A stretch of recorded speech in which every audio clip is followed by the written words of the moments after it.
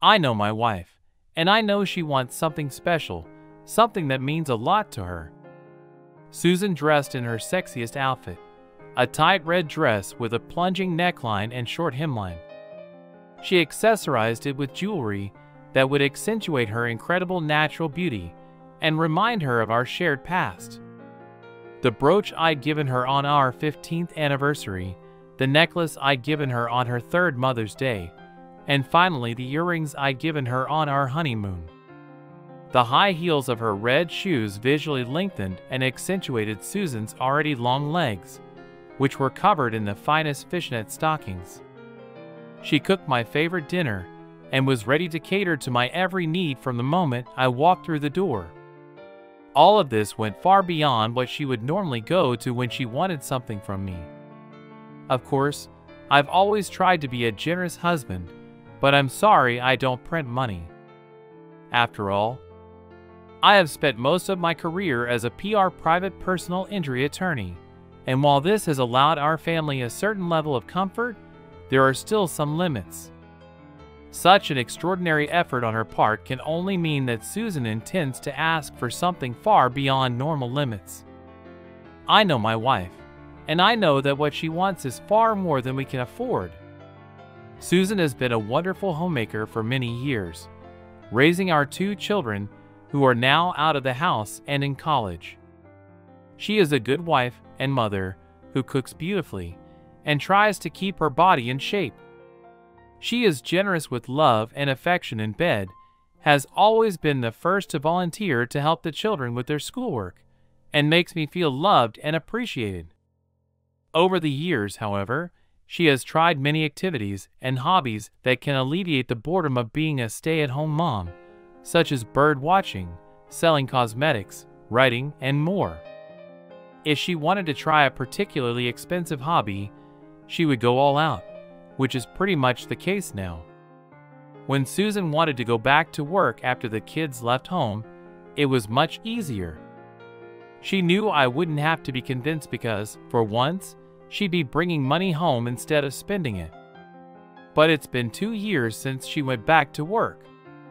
That's a lot longer than it usually takes for her to get bored with a new hobby, put it on the back shelf, and start looking for something new, for whatever reason. This next hobby of hers took too long. I know my wife, and I know what she's like when she has a new obsession.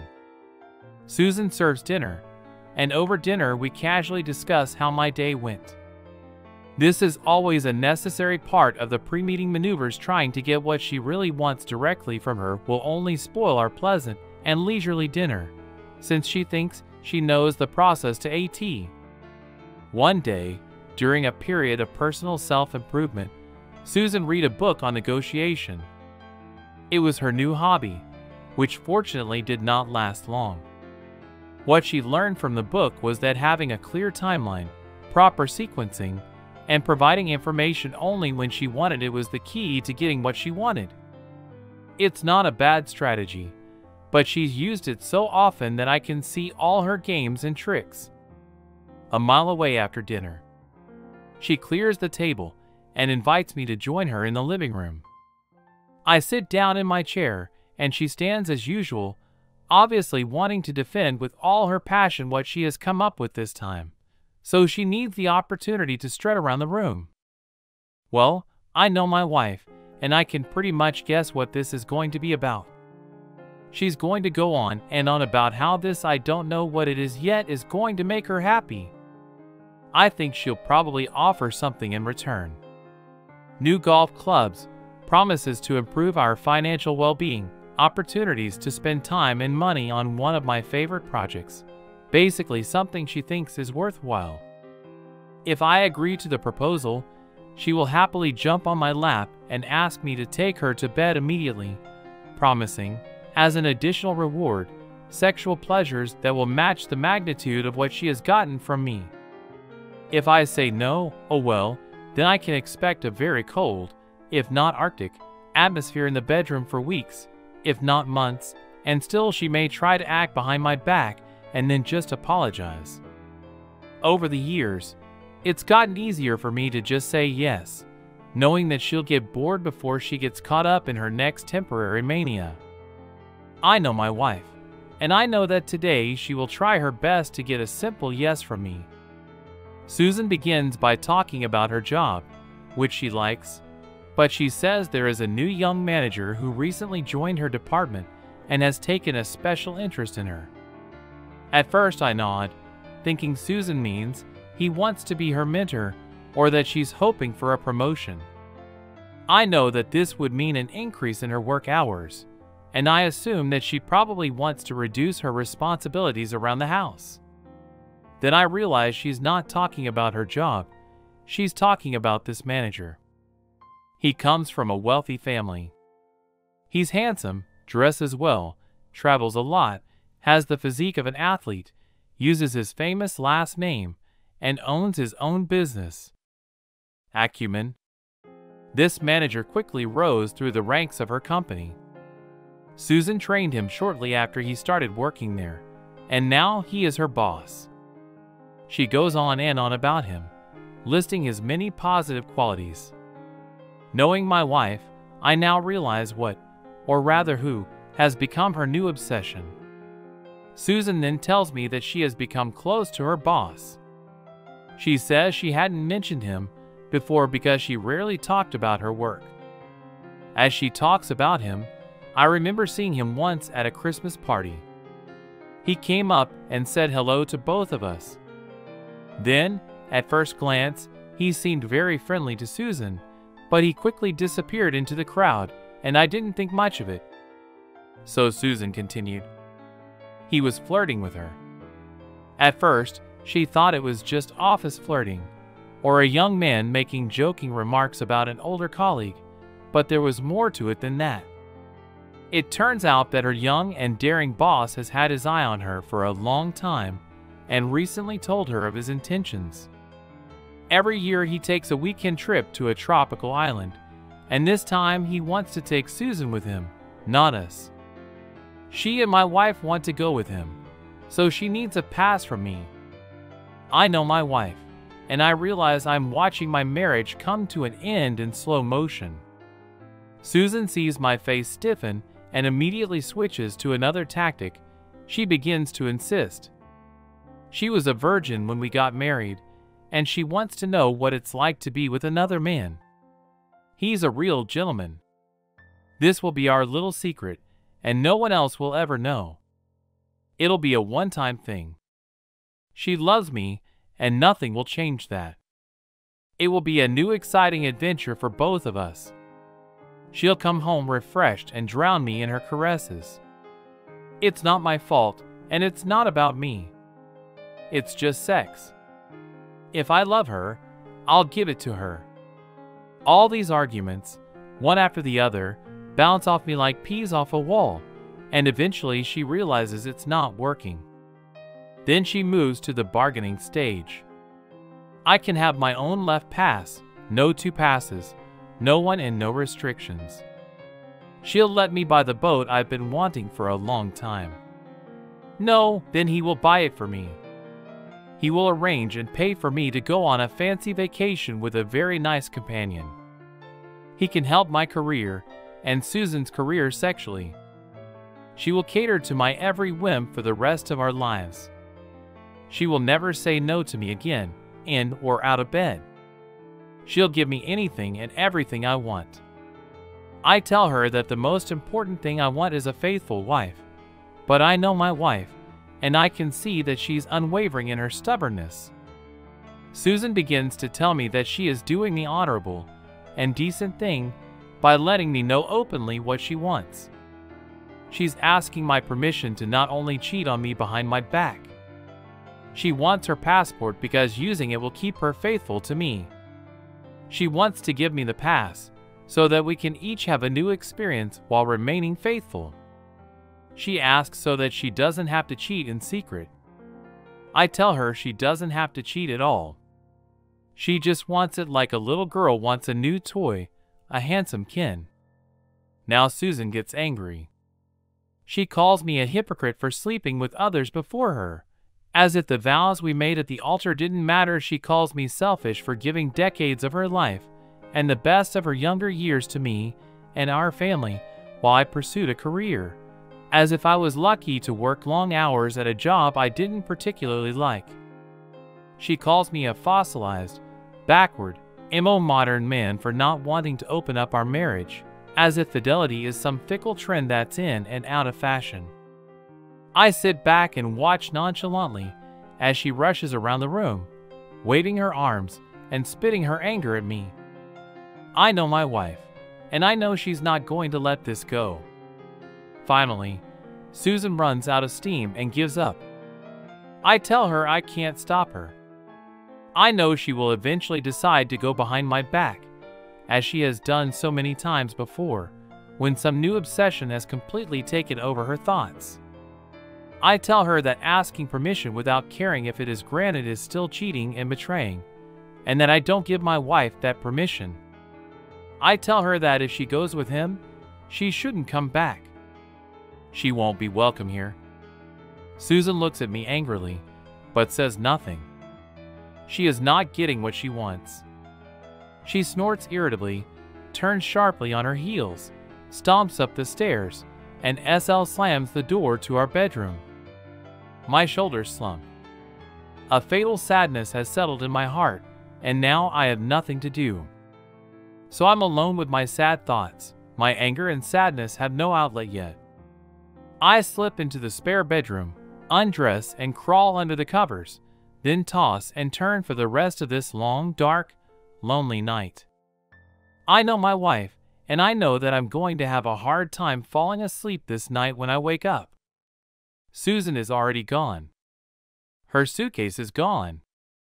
Her warm clothes are gone too, and she didn't take her cell phone and charger with her. It's on the nightstand, so unfortunately I couldn't contact her even if I wanted to, and I don't want to. Under the phone is a note Susan left for me. In it, she expresses her hope, if not certainty, that I'll change my mind when I've had time to seriously think about it, and she explains that she'll be back Monday night. She also writes that she loves me and hopes that while she's away I'll use the affair pass she issued me, which, as I've told her repeatedly, I neither accept nor want. She assures me that she will return as lovingly as she left, if not more so. For some reason, she mistakenly believes that she will still be a precious treasure that I would like to have back, rather than trash that I would rather get rid of. Well, her delusion is understandable. She used to be my greatest treasure, but now she's not. Right now Susan is on a plane and I am here. It's Friday morning. I called the office and left a message that I would not be there as I have more important work to do. I couldn't get my feelings out last night, but now I have nothing but anger in my heart and the time I need. The next thing I do is call an old friend of mine and set the wheels and gears of the legal machine in motion. He starts working on the divorce papers. I send him a copy of our prenuptial agreement, which includes an adultery clause, as well as information about the assets she and I share. I ask him to be fair, given that Susan is the mother of my children, but in no way to be overly generous to her. Given the structure of our assets and the details of the prenuptial agreement, the division should be very simple. I know my wife and remember that she never paid much attention to details. Susan was strict about keeping the house in order. It was the one thing she really excelled at this weekend. It will be easy for me to find all of her things, put them in bags and boxes, and send them to storage. I want Susan to realize as soon as she opens the door that this is no longer her home. The work of packing and moving her things turns out to be somewhat morally satisfying, allowing me to focus on something I can control. All of this takes most of the weekend and leaves my body so exhausted every night that all I can do is collapse into bed and pass out. At least my brain isn't plagued at night by endless and generally useless thoughts about where things have come to on Monday morning. I prepare for the confrontation ahead. I call our children and inform them of what is to come. I don't go into detail, but they now know that their mother has decided to cheat on me after trying to get me to open up our marriage. They are smart kids. They know me, and they know there is no changing my mind about this. I cry with them and assure them that I love them with all my heart. At least she didn't try to poison their relationship with me. I then call our closest friends and tell them the news, and they are all shocked. I call my parents, and of course they are supportive. Finally, I call Susan's parents and tell them everything, and they are horrified at what their daughter has done. I know my wife, and I know that no one would support her. Susan's plane is about to land. My friend stayed up half the night to do me a favor and worked diligently. This weekend, he handed me all the necessary copies of the documents in a simple but distinctive envelope made of heavy manila paper. I decided not to give these papers to Susan at the airport. This is not out of loyalty. I really hope that she will be ashamed of her actions. After all, I was the one who caused a phone storm in our usual social circle. Her phone, which she had deliberately left on the table in the hallway, was flooded with text messages and voicemails from family, friends, and acquaintances condemning her. I didn't give Susan the papers at the airport because I wanted to see her face when she realized how much this weekend had cost her. In normal life, I am not a violent person. Perhaps my wife, who will soon be an ex, mistook my kindness for weakness. Maybe she saw my generosity as a lack of will. But even a kind person can be driven to cruelty.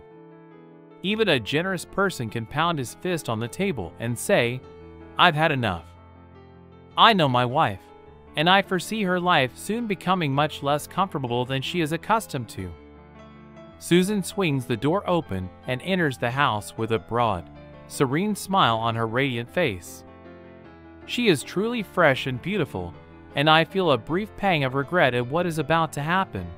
But almost immediately I remember that it doesn't have to happen. It's already happened. She has betrayed our vows. It was her own choice. She chose her young and attractive boss over me, her husband. She chose to destroy our history and our life together, even though I warned Susan of the impending consequences of her actions. When she sees our living room, it takes her a moment to realize what has changed in the house. Her still beautiful eyes flicker as she looks around the room and notices the absence. Yes, she sees some things missing. The crystal vase she loved to put flowers in for birthdays and anniversaries, our wedding portrait that she cherished, souvenirs from our travels together, and more, but much more. More painful is the lack of love. Even when we fought, even when I was sometimes angry with her, the strong bulwark between us was always love, but not now. I'm in no hurry to greet her. There is no tenderness in my manners. I don't even say hello to her now, but I hold in my hand the very envelope of heavy paper that is unmistakable, and that will show her with bitter precision how little she will have left when our paths part in different directions. I know my wife, and I can clearly see the tentacles of fear creeping inside her and spreading out to grip her heart with cold. Susan's eyes widen in panic. She begins to protest, to beg, to cry. I am impassive. She repeats the same arguments she made before she left, about how it was just meaningless sex, about her undying love for me, and that she would do anything for me. I'm indifferent. She tries to remind me of our marriage, our children, our life together, and I'm furious. I stand up, struggling to control my anger. I hiss through my teeth that I was the one who remembered these things, not her. I was the one who appreciated these things and everything she just talked about, but she didn't. I begged her not to throw it all away, not to go to him, but she selfishly refused. These were the best moments of my life, and now she's trying to use the memory of them as a bargaining chip. I am telling her that right now. She makes me feel nothing but disgust. I know my wife, and I feel that she is only now realizing that her actions have ended us. Susan is overwhelmed by a wave of anger, and she begins to rage. She screams that I can't do this to her, that I can't take her whole life away from her, that this is not only my home, but her home, that I have no right to kick her out, that she has always supported me, that she raised our children, that I am beginning to shut down under her accusations, sobbing and screaming. Finally, she runs out of breath and collapses on the couch, shrinking and shaking and breaking into loud sobs. I am not a cruel man, and it is time for me to show her mercy by giving Susan one last blow to end her useless tantrum. I didn't take anything from you. You threw away the best of what we had. There's nothing left for you here. Now go away. I know my wife now. I think she's finally gotten to know me for the first time.